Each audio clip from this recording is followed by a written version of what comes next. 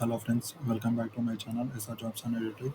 So ఈరోజు వచ్చి మనం అమెజాన్లో ఒక జాబ్ రోల్ గురించి అయితే డిస్కస్ చేయబోతున్నాం. అదేంటంటే ఇన్వెస్టిగేటివ్ అసోసియేట్ ఎస్సీ ఎస్సీపీఓ ఎల్2 హైదరాబాద్ అనమాట. ఇది కంప్లీట్గా హైదరాబాద్ లొకేషన్ నుంచి హైర్ చేసుకుంటున్నారు. హైదరాబాద్ లొకేషన్ నుంచి హైర్ చేస్తున్నారు అనమాట. సో అదే అనమాట జాబ్ రోల్ జాబ్ వచ్చేసి. సో ఇక్కడ ఇంకా మనం జాబ్ డిస్క్రిప్షన్లోకి వెళ్ళినట్లయితే ఇది ట్రాన్సాక్షన్ అసోసియేట్ అనమాట.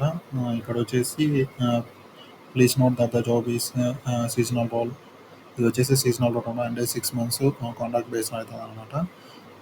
అయితే మీరు 6 months తర్వాత పర్మనెంట్ అవుతుందా లేదంటే బేస్డ్ ఆన్ యువర్ పర్ఫార్మెన్స్ కానీ లేదంటే కంపెనీ రిక్వైర్మెంట్, కంపెనీకి అయితే ఎక్కువ రిక్వైర్మెంట్ ఉన్నట్లయితే మేము పర్మనెంట్ చేసే ఛాన్సెస్ ఉంటాయి అనమాట. సో మీరు ఈ జాబ్ రోల్కు అప్లై చేసుకోవాలనుకుంటే మీకు వచ్చేసి మంచి హార్డ్ వర్కింగ్ స్కిల్స్ కానీ అనలిటికల్ స్కిల్స్ కానీ అట్లా ఉన్నట్లయితే మీరు ఈ జాబ్కి అయితే ఎలిజిబుల్ అనమాట.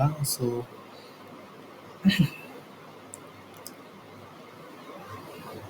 ఇక్కడ this is investigator position relies on the excellent judgement to plan the accomplish goals and will work under very limited supervision of the manager.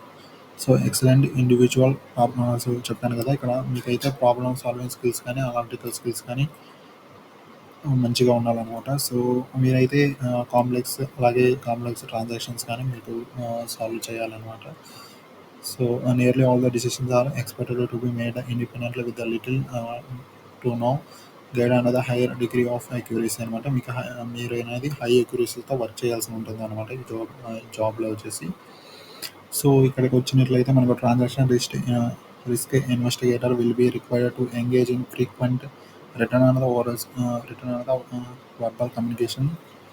So మీకైతే ఇంగ్లీష్ రాయడం కానీ లేదంటే మాట్లాడడం కానీ మంచిగా ఉన్నట్లయితే మీరు ఈ జాబ్కి వెళ్ళడానికి ఎలిజిబుల్ అనమాట. సో ఇక్కడ department manager, risk analysis, risk engineers, other company associate అన్నది third parties to be accomplish their goals. They also to be required to contact customers by the phone. మీరైతే కస్టమర్ కూడా ఫోన్ చేయాల్సి ఉంటుంది అనమాట, వాళ్ళతో మాట్లాడాల్సి ఉంటుంది. So productivity and the quality assurance will be available along with the overall contribution to the development of the department. So ఇక్కడ jobs responsibilities వచ్చేసి this includes but is not limited to researchers and evaluates facts surrounding seller transactions అనమాట. So మెయిన్గా మీ responsibility ఏంటంటే seller transactions మీద మీరు work చేయాల్సి ఉంటుంది అనమాట. సో ఇక్కడ documents their actions by the providing the detail annotations అనమాట. So communicates with the external customers way of owner. మీరు అయితే ఎక్స్టర్నల్గా ఫోన్తో కానీ లేదంటే మెయిల్ ద్వారా కానీ కస్టమర్స్ అనే వాళ్ళని కాంటాక్ట్ చేయవలసి వస్తుంది అనమాట.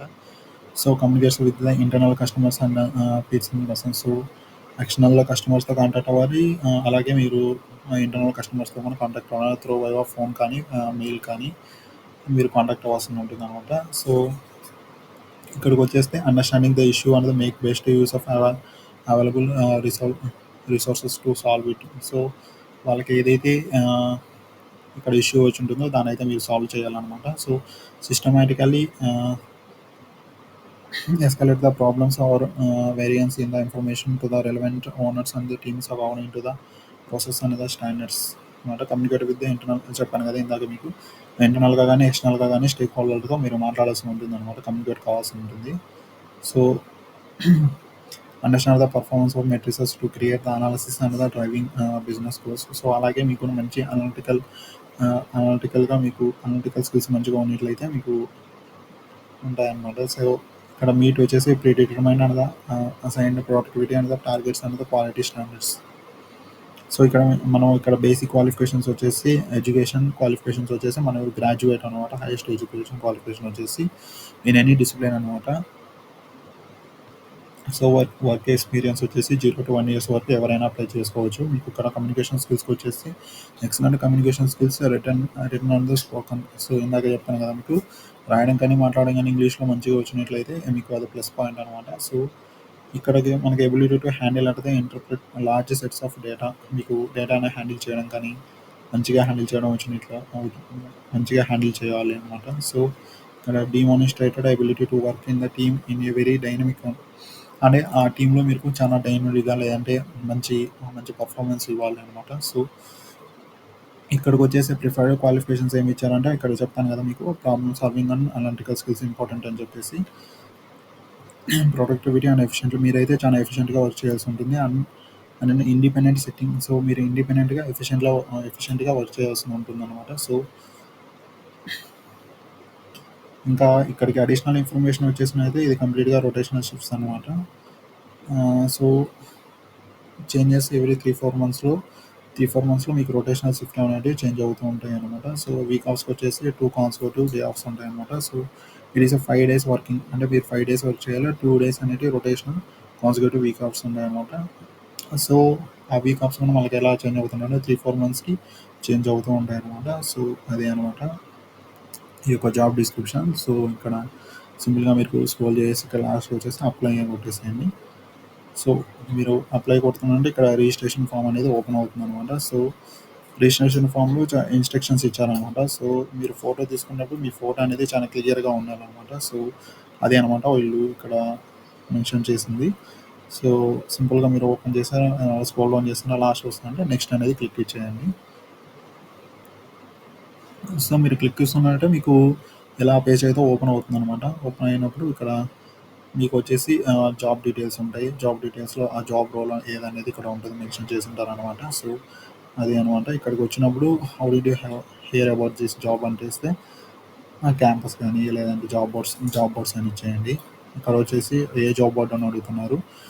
సింపుల్‌గా మనకి లింక్డ్ఇన్ ఇచ్చేసేయండి. ఇక్కడ పర్సనల్ డీటెయిల్స్ ఇచ్చేయండి. మీ నేమ్ ఫుల్ నేమ్ ఇవ్వాలనమాట అకార్డింగ్ టు ఎస్ఎస్‌సిలో. సో ఇక్కడ మీ మెయిల్ ఐడీ అనేది మెన్షన్ చేయాలి అనమాట.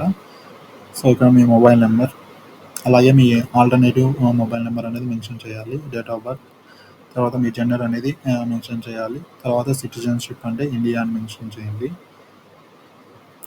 సో మీకు ఏమైనా డిసబిలిటీ ఉన్నదని అడుగుతున్నారు. నో అని ఇచ్చేయండి.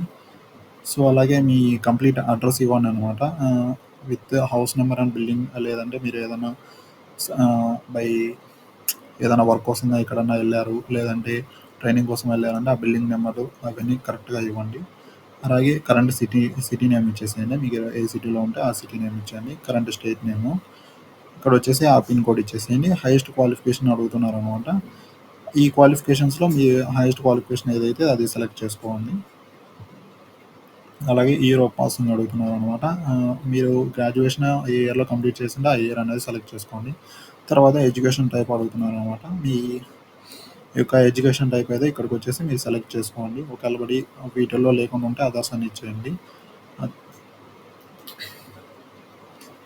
సో ఇంగా ఎక్స్‌పీరియన్స్ డీటెయిల్స్‌కి వచ్చేసి మీరు ఎక్స్‌పీరియన్స్ క్యాండిడేట్ అయితే ఎక్స్‌పీరియన్స్ మెన్షన్ చేయండి. లేదంటే జస్ట్ ఇక్కడ సింపుల్‌గా 0 అనేది మెన్షన్ చేయండి. So are you working currently అనేది చెప్పేస్తే వర్క్ చేస్తుంటే యెస్ అని ఇవ్వండి. లేదంటే నో అని చెప్పేసి ఇవ్వండి. మాక్సిమం ఫ్రెషర్స్ అందరూ నో అనేసి ఇవ్వండి. ఎందుకంటే ఫ్రెషర్స్‌ని హైర్ చేసుకుంటున్నారనమాట వీళ్ళు. సో ఇక్కడ వచ్చేసి నోటీస్ పీరియడ్ అని అడిగారనమాట. సో క్యాన్ జాయిన్ ఇమ్మీడియేట్‌లీ అని ఇచ్చేసేయండి. సో కరెంట్ ఎంప్లాయీ అని అడుగుతున్నారు. మీరు కరెంట్‌గా ఏమన్నా ఎంప్లాయీగా లేదంటే ప్రీవియస్‌గా ఏమన్నా ఎంప్లాయీగా వర్క్ చేసింటే ఆ ఎంప్లాయీ రోల్ అనేది మెన్షన్ చేయండి. లేదంటే నాట్ అవైలబుల్ అని ఇచ్చేయండి సింపుల్‌గా. సో ఇక్కడ కరెంట్ మంత్లీ సాలరీ అడుగుతున్నారు. ఇక్కడ 0 అని పెట్టేసేయండి. సో అదర్ డీటెయిల్స్ అడుగుతున్నారు. బ్యాంక్ లాక్స్ ఏమైనా ఉన్నాయని అడుగుతున్నారు. లేదంటే నో అని ఇచ్చేసేయండి. మీరు ఓవర్ టైమ్ వర్క్ చేయగలరని అడుగుతున్నారు. యెస్ అని ఇవ్వండి. సో అలాగే రొటేషనల్ షిఫ్ట్స్‌లో వర్క్ చేయడం మీకు కన్వీనియంట్ అని అడుగుతున్నారు. ఇక్కడ యెస్ అని ఇవ్వండి. Are you willing to relocate అని అడుగుతున్నారు. ఇక్కడ కూడా సింపుల్‌గా యెస్ అని ఇచ్చేయండి. తర్వాత కస్టమర్ మీరు టెలిఫోనిక్‌గా గానీ, ఈమెయిల్‌గా గానీ కస్టమర్‌తో కాంటాక్ట్ అవ్వగలరని అడుగుతున్నారు. ఇక్కడ యెస్ అని ఇచ్చేయండి. నాలెడ్జ్ ఇన్ ఎంఎస్ అన్నారు. యెస్ అని ఇచ్చేయండి. ఇక్కడ మీ యొక్క పాన్ కార్డ్ నెంబర్ ఇచ్చేయండి. తర్వాత ఈ ఆధార్ అని అంటే యెస్ అని చెప్పండి. So have you ever been employed at Amazon అంటే మీరు ఎప్పుడైనా అమెజాన్‌కి వర్క్ చేస్తున్నారా అంటే నో. నో అని ఇచ్చేయండి. Are you currently working with Amazon అంటే నో అని ఇచ్చేయండి ఇక్కడ. తర్వాత ఇక్కడ సీవీ అనేది మీకు అనలిటికల్ స్కిల్స్ గానీ, లేకపోతే టెక్నికల్ స్కిల్స్ గానీ అవన్నీ మంచిగా మెన్షన్ చేసేసి సీవీ అనేది ప్రిపేర్ చేసుకోండి. ఆ సీవీ అనేది మీరు అప్లోడ్ చేసిన అప్లోడ్ చేయండి ఇక్కడ. తర్వాత వచ్చేసి మీ రియల్ మీరు బై యూజింగ్ కెమెరా మీరనేది ఇక్కడ ఫోటో అప్లోడ్ చేయాల్సి ఉంటుంది.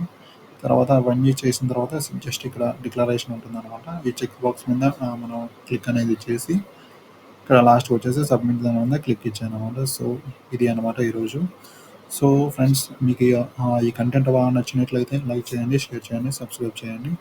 సో, ఇది ఫ్రెండ్స్ మరొక కొత్త నోటిఫికేషన్‌తో కలుద్దాం. So, until then